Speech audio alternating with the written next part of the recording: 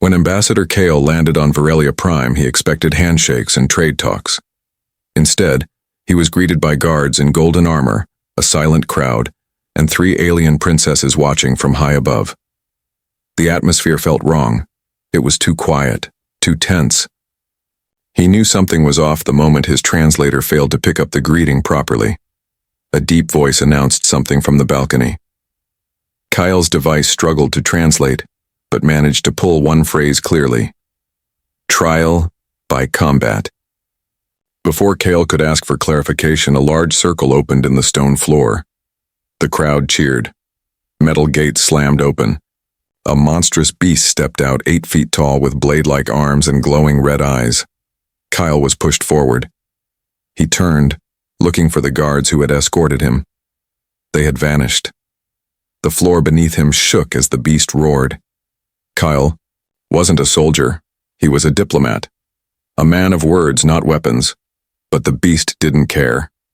Instinct kicked in. He dodged the first strike. The second one grazed his jacket, cutting the fabric. He rolled to the side and grabbed a broken metal rod from the floor. The arena had old weapons scattered as if this was a planned game. A cruel one. He remembered his combat training. Basic, but enough to survive. With each movement, the beast became slower, more frustrated. Kale used his small size to his advantage, weaving under its swings. He struck back, using the rod like a spear. His arm trembled with every hit, but he refused to stop. The alien crowd's cheers began to shift. They sounded surprised, almost excited. The final blow came when Kyle found a gap in the beast's armor and stabbed with all his strength. The creature collapsed, twitching, then fell still. Kyle stood over it, panting, his face bloody but alive. The arena went silent. Then a single slow clap echoed from above. The red-haired princess stood, her long tail swaying, and smiled. Her voice boomed through the arena as she declared something in her language. This time the translator worked clearly. The human has won. He is now worthy. Kale blinked. Worthy of what? He asked aloud. 2 more princesses stood beside her. One had shimmering blue fur and a fox-like face. The other, tall and violet-skinned, had curved horns and eyes that glowed like fire. All 3 looked directly at him. The red-haired one spoke, again. As is our law, he must now choose. Kale raised an eyebrow. Choose what? They descended the steps together, walking toward him with power and grace. The crowd parted like water around them. Each princess had a different aura: mystery, power, danger. The blue-furred one smiled gently. You defeated the champion of Varelia. That makes you more than a guest. You now have the right of selection. The horned one added with a smirk. Or we may choose you. Kale was confused, dizzy, still bleeding. Choose me for what? The red-haired leader stopped just inches from him. We were sent to test your species. None of us expected this outcome. But now, by our ancient law, you are eligible to rule by union. Kale stared at her. Union? You mean marriage? The 3 of them smiled. The crowd erupted into cheers again, and Kale felt the world spin. He had come to speak of peace and trade. Now, he had somehow become the center of an alien royal contest. His mind raced, unsure if this was a reward, a trap, or something much worse. The only thing he knew for sure was that the real battle had just begun. Kyle sat in a tall chamber carved from smooth black stone. Light from floating crystals lit the room in soft blue and gold. He had been given new clothes, ceremonial robes with silver thread, but he still didn't feel like a champion. His arm ached. His ribs throbbed. He hadn't even been given a chance to rest after the fight before the 3 princesses summoned him again. Guards lined the walls like statues, watching him closely. He wasn't sure if they were protecting him or making sure he didn't run. The doors opened. All 3 princesses entered. The red-haired one, bold and powerful, walked ahead. She was dressed in battle armor now, her face calm but eyes sharp. The blue-haired one followed, elegant and graceful. Her movements were smooth, like water. The violet-skinned princess with horns came last, her expression unreadable, but her gaze stayed locked on him. You have until sundown, the red-haired princess said. To choose one of us. Kale blinked. Wait, I never agreed to this. The horned princess raised an eyebrow. You accepted the combat challenge. I didn't even know what the challenge meant, he said. It does not matter, said the blue-haired one gently. The law is older than your species. To defeat the beast is to accept the bond. Kale rubbed his temple. And if I don't choose? The three looked at one another. Then the red-haired one spoke. Then we must choose for you, but that will mean war. War? Kale's voice cracked. Over me? Our houses are rivals. We came together only to test your species. None of us expected you to survive. But now you are a prize. And our people demand a resolution. Kale stood up. I'm not some relic to be fought over. The horned princess stepped closer. Then, don't be. Choose. And this ends peacefully. The tension in the air thickened. Kale turned and walked to the balcony. Outside, 3 starships floated above the city, each carrying one princess's banner. Crowds chanted below. His name echoed. In alien voices, he turned back to them. What happens if I talk to each of you? Learn more first? The blue one nodded. Wise. You will be given time, but only until sunset. Guards opened a side door and she stepped through it, looking back. I will be the first. Kyle followed. Her through marble halls lit by glowing roots that pulsed beneath the walls. She led him into a garden floating high above the city, filled with strange singing plants and soft mist. I am Ilari, she said. Daughter of House Vael. My people are the peacemakers of this world. Kyle looked around. You don't seem like a warrior. I'm not. That's why I supported the idea of talking to your people. But my sisters, they play for power. You don't? I play for survival. Kale sat beside a tree that moved its branches like it was listening. Ilari looked at him. You survived the arena. You showed intelligence, not just strength. That matters. And I don't want to win you by law or battle. I want to know if you're worth choosing too. Kale finally smiled. Now that sounds human. Ilari smiled back. The soft hum of a bell echoed across the garden. Time had passed faster than he realized. The sun had already begun to drop. A shadow fell across them as a new figure approached. It was the red-haired princess, dressed now in royal crimson robes, her golden eyes focused like a blade. My turn, she said. Kale stood, heart beating faster. He had no idea what her approach would be. He only knew this. Each step deeper into their world, the harder it was to escape it. Kale followed the red-haired princess through a narrow hall lined with flickering flame crystals. The heat was stronger here, like walking through the breath of a volcano. Her steps were fast, confident, each movement full of purpose. She didn't speak until they reached a tall door carved with golden fire symbols. I am Saraxa, she said at last. Daughter of House Revar, first in line to rule this planet. Kale nodded slowly. And you want me to be your consort? She turned sharply and looked at him. Not want. Deserve. The door opened, revealing a great training hall. Warriors sparred in silence, each movement clean and perfect. At the center was a raised platform surrounded by flame. Saraxa led him onto it. My people value strength above all. I chose to study war. I trained to command fleets. I never expected the trial of the beast to end with a human standing. Kale looked around. And now you see me as a threat? No. I see you as a possibility. She stopped in front of him and crossed her arms. You want peace. I want power. That doesn't mean we can't work together. Kyle raised an eyebrow. So this is a political marriage. Saraxa nodded. If you join with me, I will gain favor from the Galactic Council. You will gain safety for your people. No more tests. No more fights. Kale crossed his arms too. And if I don't? Saraxa smiled slightly. Then my sisters will devour you in different ways.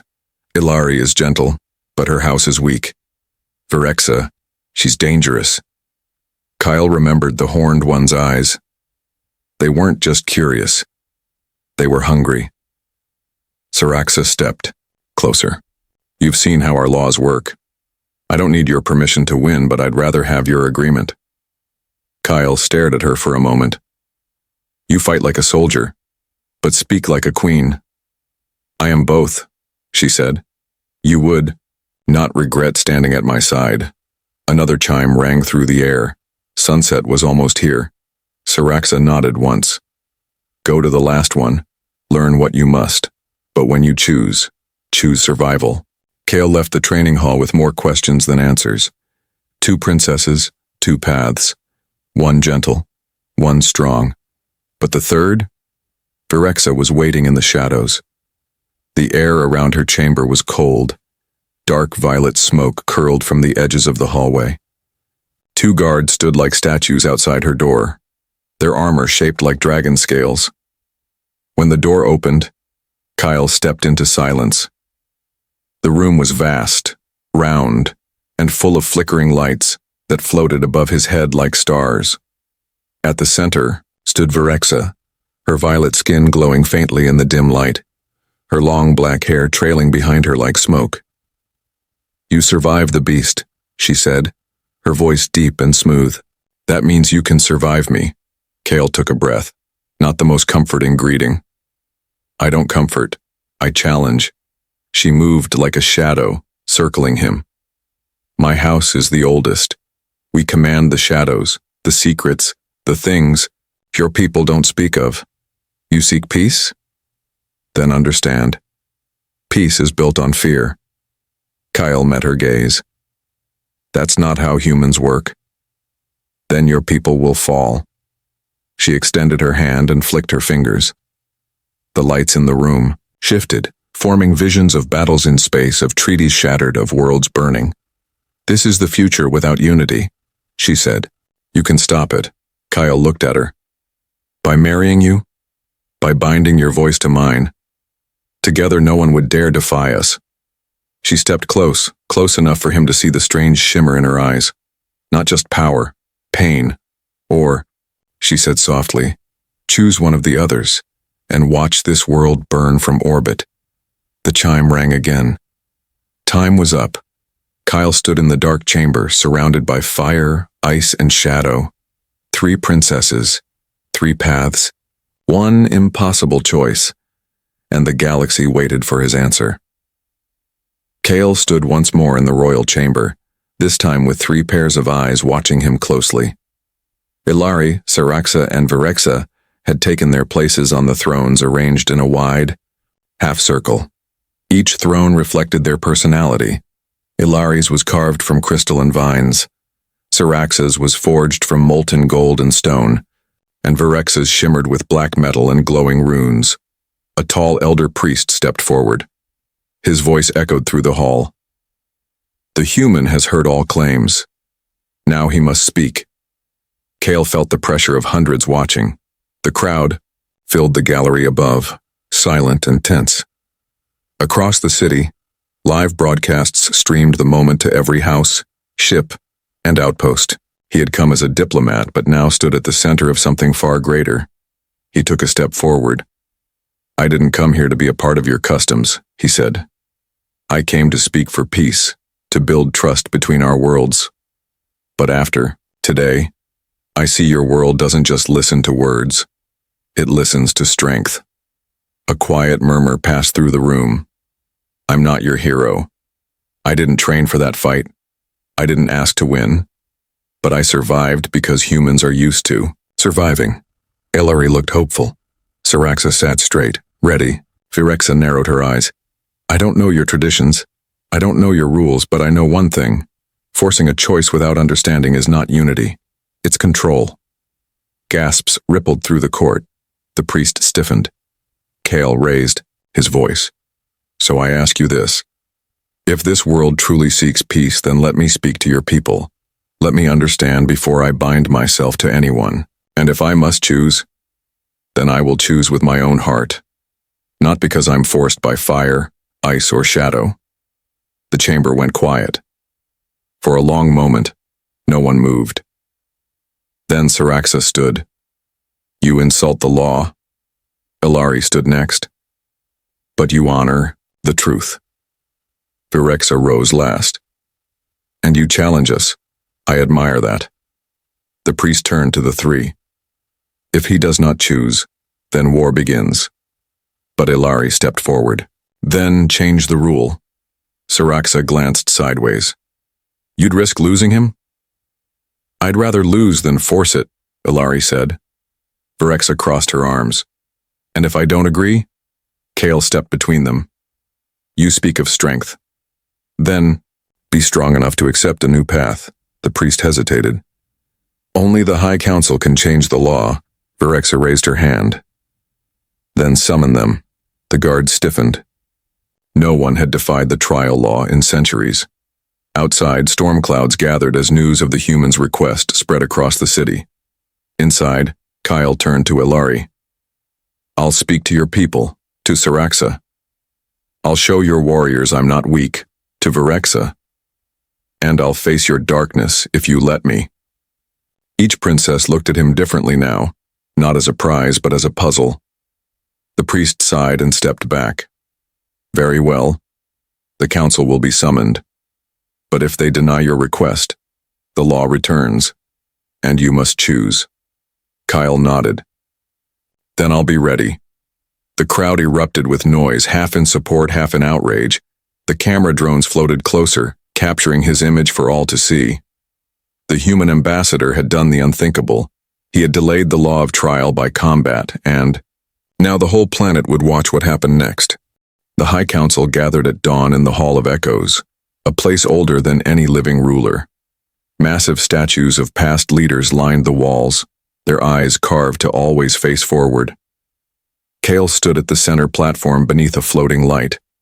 Surrounded by watchers from every house and faction, the three princesses stood behind him, each silent but sharp-eyed. 12 council members sat in a ring, each one cloaked in tradition. Some wore bark-like armor, others robes of shifting mist. One elder even floated slightly above his seat, wrapped in coils of blue energy. Their faces were unreadable. The lid counselor, a woman with silver skin and no mouth, spoke through thought, alone. Ambassador Kale of Earth, you stand accused of breaking the sacred law of combat-bound choice. Explain yourself. Kale took a breath and stepped forward. I didn't come here to break anything. I came here to understand. I survived the beast. I stood before your princesses. But no one ever asked what I wanted. A ripple moved through the council chamber. He continued. I do not insult your customs, but I come from a place where choice means freedom. You cannot build a future on rules that force bonds. That isn't unity. That's slavery with a crown. Some counselors frowned. Others nodded slowly. The princesses are strong, wise, and proud. I've seen their worlds and felt their power. But I ask this, what kind of alliance do you build if one side has no voice? The silver-skinned leader turned toward the three princesses. Do you support this human's request? Ilari stepped forward. I do. Siraxa followed. He is not weak. He is not afraid. Let him speak freely. Virexa waited, then gave a slow nod. Let the world see who he is before we claim him. The council chambers filled with whispers. The silver leader's thoughts echoed across the chamber again. Very well. The law is paused for one cycle. Kyle exhaled. But understand, the voice added, if your actions lead to unrest, you will be seen not as an ambassador, but as a disruptor. One cycle, one chance. The council vanished in a flash of white light, their seats now empty. Kyle turned to the princesses. Thank you. I know that wasn't easy. Ilari smiled softly. Nothing worth doing is. Siraxa smirked. Now, we see what you're truly made of. Virexa's gaze remained fixed on him. Don't waste it. What followed was a whirlwind. Kale visited schools, factories, arenas, and temples. He spoke to farmers who called him beast killer, to soldiers who doubted him, and to mothers who begged him to choose peace. He learned the songs of their past and ate their strange, burning fruit. He stood beneath the moons and watched. Families gather around fire pits, telling stories of the day a human broke tradition. He also spent time with each princess again. With Ilari, he wandered her glowing gardens and helped replant a dying tree. With Siraxa, he watched military drills and offered strategies Earth had once used in crisis. With Virexa, he walked through a prison carved into shadow, where she showed him the cost of power when no one dares to speak. One evening, Kyle sat alone on a quiet balcony, watching the stars. The choice still loomed over him. The deadline approached, but now it wasn't just about which princess to stand beside. It was about what future he believed in. Behind him, soft footsteps approached. "You still haven't decided," said a voice. Kale turned. It was Ilari, her crystal eyes reflecting starlight. "I'm trying," he said. She sat beside him. "When I was young, I believed fate would bring the right one to me. But now I think fate is just a path we step onto. The rest, we walk ourselves." Kyle looked at her, then out toward the stars. "One cycle," he whispered. "One choice. And no matter what he chose, someone would rise, and someone else would burn." The final day of the cycle had arrived. Kale stood before the grand temple of stars, the place where all choices were made official under Virelia's ancient law. Its spires reached into the sky like grasping fingers, wrapped in glowing vines and humming with energy. Citizens gathered in the courtyard, their eyes fixed on the human who had changed everything. Broadcast drones floated in the air, streaming the moment across the galaxy. He had become a symbol. Some called him a peacemaker, others called him a troublemaker. But all of them waited to hear what he would decide. Inside the temple, the three princesses waited on a raised platform. They stood apart from each other now, each dressed in ceremonial armor that reflected their house and history. Kale entered, quietly. His footsteps echoed through the hall. He stopped in front of them, heart pounding. This wasn't just about emotion anymore. This choice would ripple through empires. The priest stepped forward once more. "Ambassador Kyle, the cycle has ended. Speak your choice." Kyle looked at each of them. To Ilari, who had shown him gentleness, wisdom, and the importance of patience. To Siraxa, who had proven that strength did not always mean cruelty, and that power could be guided with logic. To Virexa, who had shared her world of darkness, showing him that even in shadows, there could be truth. Kale took a deep breath. "I have spent this cycle not just learning about your world, but about myself," he began. "I came here a representative of Earth, hoping only to speak, but instead I fought, survived, challenged, and saw your hearts." The hall fell into a hush. Even the drones moved closer. "I could choose based on what benefits Earth politically, or who offers me the strongest alliance, but I won't." He stepped closer. "I will choose the one whose vision I believe in, the one I trust to lead, not with fear, but with hope." The room was frozen in silence. Kale looked at Ilari. "You believe in peace more than anyone I've ever met. You listened when others shouted." He turned to Siraxa. "You are a warrior, a leader. And though we clashed, I respect your strength and fire." Then he faced Virexa. "And you showed me the price of silence. You forced me to see the darkness others avoid."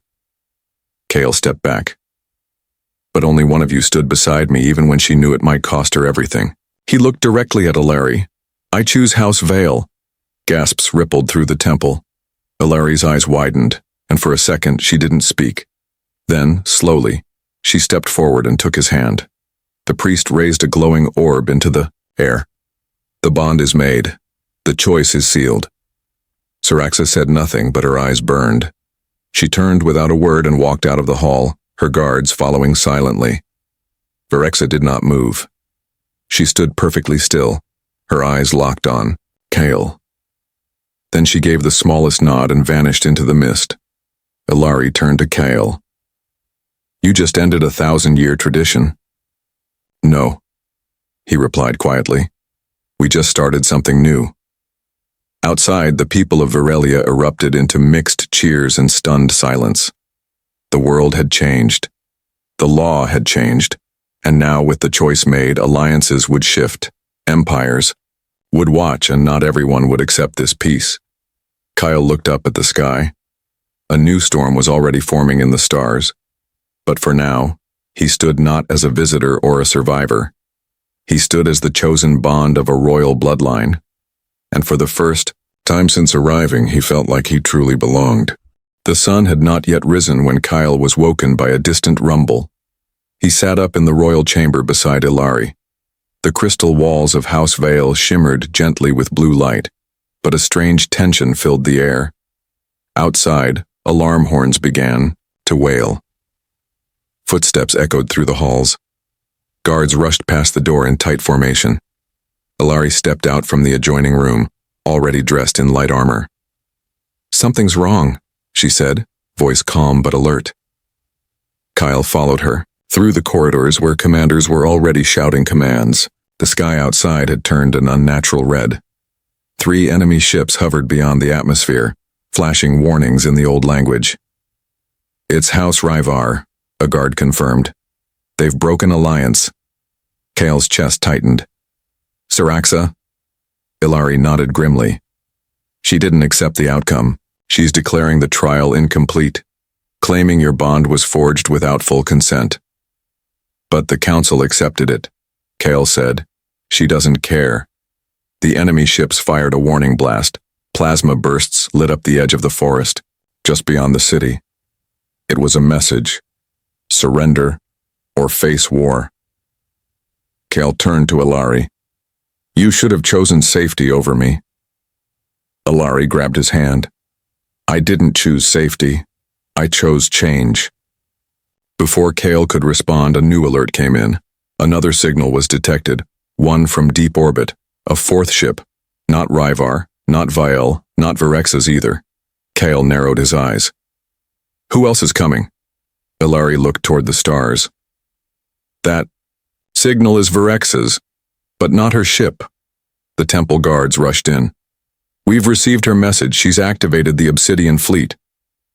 Ilari stiffened. "That fleet hasn't moved in centuries." Kyle turned. "Then why now?" A large projection appeared in the war room, showing Virex's face. Calm, composed, cold. "You both have shaken the balance of this world," she said. "Saraxa has broken the law. I will not let her ruin it all." Ilari spoke into the transmission. "You're joining us?" "No," Virexa answered. "I'm ending this. Both of you are too soft." The transmission cut off. Kale stared at the dark screen. "So now she's the threat?" Ilari nodded slowly. 2 rival houses. One new, Bond, and one old Queen of Shadows stepping forward. Kale looked out the window at the sky where 3 different forces now hovered. Ryvar's fire, Viel's crystal, and the awakening fleet of shadows. "We need to talk to them," Kale said. Ilari turned. "You can't. Not this time. They won't listen. They will if I go alone." "No," she snapped. "You're not just an ambassador now, you're the bond of my house." Kyle stepped closer. "And if I let this become war, what kind of bond is that?" Ilari closed her eyes for a moment. Then she placed a glowing emblem in his hand. "This is your protection. If anything happens to you, the city will know." Kyle took it. Moments later, a lone shuttle lifted into the sky, cutting through the war-torn clouds. Inside, Kale sat quietly, facing the impossible. A planet trembling on the edge of civil war. 2 princesses who saw him as both cause and solution, and a third who moved in silence, driven by something even deeper. He had no sword, no armor, no throne, only his words. And if those failed, not even the stars could protect him. Kale's shuttle drifted through the thin upper atmosphere, heading toward the neutral zone between the 3 territories. Below him, cities prepared for war. Energy shields shimmered over palace towers, and squadrons moved like dark clouds across the skies. The world that once welcomed him with cheers was now on the edge of fire. The landing zone was ancient, an old diplomatic platform from the days before the trials. It had been abandoned for centuries. Today, it was the only ground where none of the houses claimed control. Kale stepped out onto the cracked stone floor. Wind whipped around him, carrying dust and silence. He waited alone. Virexa arrived first. Her black cruiser descended like a shadow. She emerged without guards, dressed in a long robe of deep violet, eyes glowing faintly with power. She stopped, a few feet from Kale, expression unreadable. "You shouldn't have come," she said. Kale nodded. "You're right, but someone had to." A second ship landed behind them. Saraxa stepped out, armor gleaming, a plasma sword on her back. She did not speak. Ilari's craft arrived last. Her presence was quiet but steady, and she walked straight to Kale's side. The three princesses stood in a triangle, with Kale at the center. "This ends now," Kyle said. "One way or another." Saraxa stepped forward. "She defied the law. You chose her, and yet you brought war." "I chose peace," Kale replied. "And you chose your pride." Virexa folded her arms. "I came to end you both. But perhaps not with fire." Kale looked at her. "Why did you activate the Obsidian Fleet?" She tilted her head. "Because this world needs something stronger than tradition. And you proved one thing, human. Your presence broke what we thought unbreakable." Ilari turned toward her. "So you agree to peace?" Virexa smirked. "I agree to evolution. If your bond can change the law, then maybe it can change the future." Saraxa's eyes narrowed. "Or maybe it weakens us." Kyle stepped forward. "Then test me." Saraxa blinked. "What?" Kyle raised his voice. "One final challenge. No weapons, no beasts, one question. If I win, all of you agree to unity." Silence. Then Virexa nodded. "Agreed." Ilari gave a quiet smile. "Agreed." Saraxa looked between them. She exhaled sharply. "Fine, ask your question." Kyle stepped into the center. "What is the strength of a ruler?" Saraxa answered first. "To lead through power, to command." Ilari spoke next. "To serve the people, to guide." Virexa's voice was low.